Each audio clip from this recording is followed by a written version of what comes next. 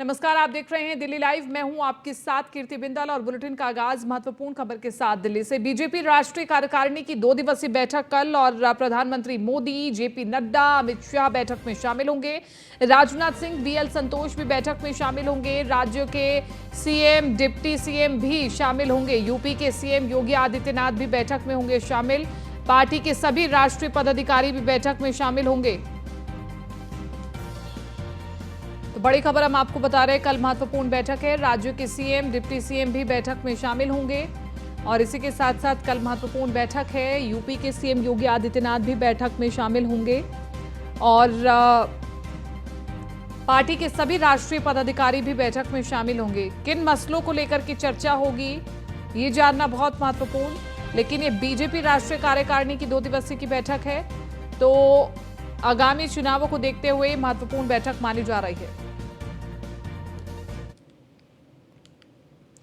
Chinese फर्जी loan app के माध्यम से 300 करोड़ की धोखाधड़ी करने वाले गिरोह का पर्दाफाश कर साइबर क्राइम पुलिस स्टेशन और एसटीएफ ने अभियुक्त अंकुर ढींगरा और गुरम से गिरफ्तार किया गया है। उत्तराखंड पुलिस ने खुलासा किया है कि ये असल में पूरा एक रैकेट है जिसमें चीन तक के नागरिक शामिल हैं। अक्सर लोग साइबर क्राइम में शिकायत करने से बचते हैं, जिसके कारण इन लोगों को इन लोन ऐप्स को बहुत बढ़ावा मिलता है। लेकिन अगर आपके साथ किसी भी तरीके से गलत होता है तो सबसे पहले आपको साइबर क्राइम में शिकायत दर्ज करानी चाहिए।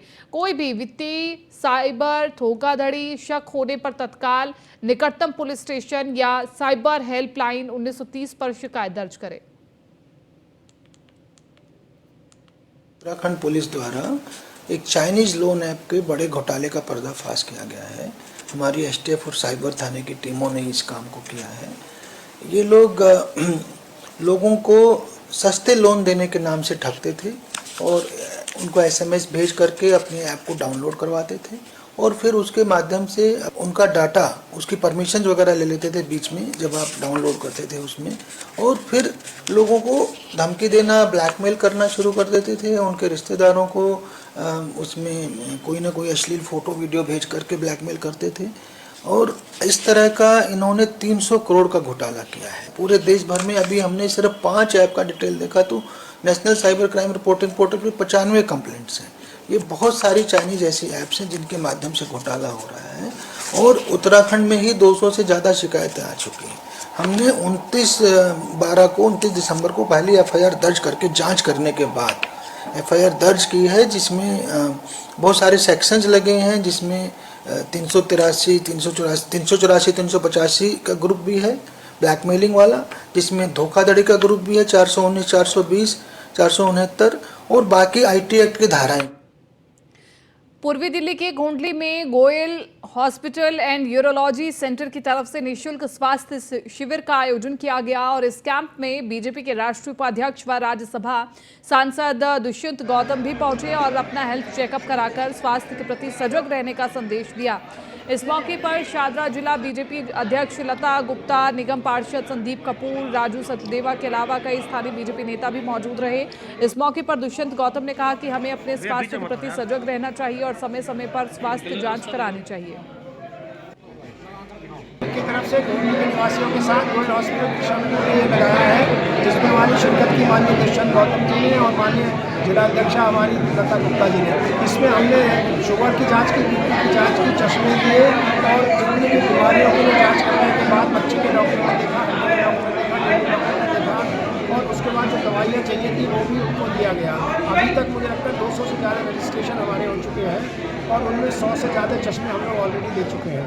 उनकी तरफ से बनती जा रही है, उसमें आवश्यकता है बीमार आदमी को चेकअप कराने की आवश्यकता नहीं है, समस्त लोगों को चेकअप कराने की आवश्यकता है। ब्लड प्रेशर और अपना मधुमेह ऐसी बीमारी है जो आदमी के जीवन को खोखला कर रही है। मैं डॉक्टर अनिल गोयल जी का बहुत बहुत धन्यवाद करना चाहता हूँ। उन्होंने कोरोना काल से लेकर अभी तक भारतीय जनता पार्टी के समस्त कार्यकर्ताओं को लेकर सेवा ही समर्पण भाव से जो कार्य किया है, उसी का परिणाम है। वो सेवा भाव लगातार बना। दिल्ली पुलिस ने एक मशहूर विकी स्नैचर गैंग को पकड़ा है। ये गैंग लगातार लोगों को निशाना बनाता हुआ आ रहा था। चैन हो या फोन राह चलते से छीनते थे। इस गैंग के सदस्यों को पकड़ा गया है। पुलिस को इनके पास से 10 चोरी के मोबाइल फोन और 4 चोरी की बाइक भी बरामद हुई है। इस गैंग पर दर्जनों मुकदमे भी दर्ज है, लेकिन फिर भी ये लोग बेखौफ अपने काम को अंजाम देते आ रहे हैं। इस गैंग को पकड़ने के बाद इलाके में लोगों को इनके आतंक से राहत मिली है।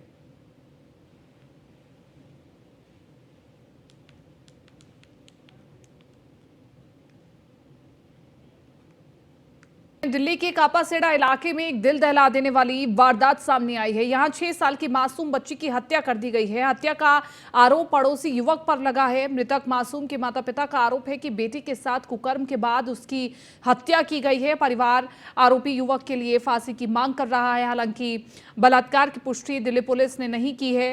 दिल्ली पुलिस ने पूरे मामले पर किडनैपिंग के बाद हत्या का मामला दर्ज कर मामले की छानबीन पुलिस कर रही है।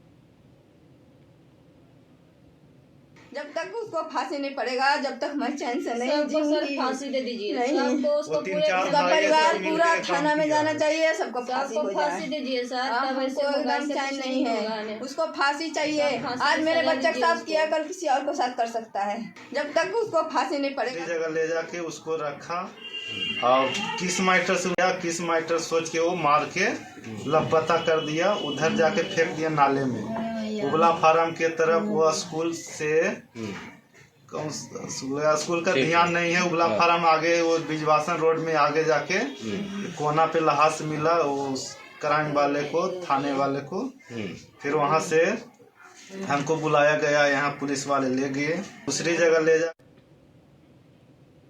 दिल्ली के सुल्तानपुरी थाना अंतर्गत कंझावला रोड पर सड़क हादसा हुआ। डीटीसी बस ने बाइक सवार को कुचल दिया। हादसे में बाइक सवार की मौके पर ही मौत हो गई।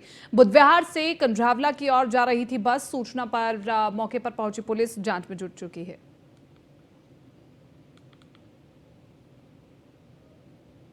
घटना ये हुई है कि बस और बाइक की टक्कर हुई है, ठीक है, जिसमें ऑन स्पॉट जो बाइक वाला है व्यक्ति है वो आपका मृतक घोषित हो गया। आपका क्या बाइक वाले की पहचान हो पाई है? पुलिस आइडेंटिफाई करने की कोशिश कर रही है। आइडिया नहीं है हमें कि अभी क्या हुआ है क्या नहीं हुआ है। लगी हुई पुलिस की टीम। बाइक वाले कहाँ लेके गए फिलहाल? बाइक वाले को संजय गांधी हॉस्पिटल लेके गए। आपका तो कुछ पता कि कितने बजे का हादसा है, कुछ पता चल पाया? हादसे का टाइम का तो एक्यूरेट नहीं है अभी। आपका लगभग 15-20 मिनट पहले ऐसा मैं यहीं से गुजर रहा था आपका, तो अचानक से यहाँ पे शोर शराबा हुआ तो मालूम चला बाइक और जो क्या बोलते हैं बस की टक्कर हो गई है डीटीसी की। ना ये हुई है कि बस और बाइक की टक्कर हुई है, ठीक है, जिसमें ऑन स्पॉट जो बाइक वाला है व्यक्ति है वो आपका मृतक घोषित हो गया। आपका क्या बाइक वाले की पहचान हो पाई है?